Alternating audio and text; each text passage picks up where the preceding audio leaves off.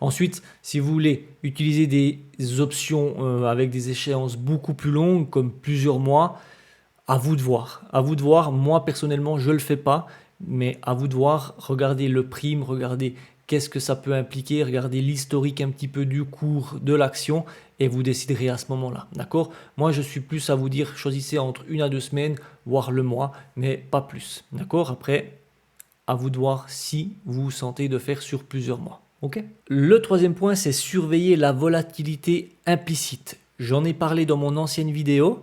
Je ne vais pas développer ici, mais le fait d'avoir une volatilité implicite qui est élevée, les primes seront plus chères. D'accord? Plus la volatilité implicite elle est élevée, plus les primes seront plus chères. Et dans le cas d'un covered call, si vous trouvez une action avec une volatilité implicite qui est élevée, et bien forcément ça va être intéressant de vendre un call dessus.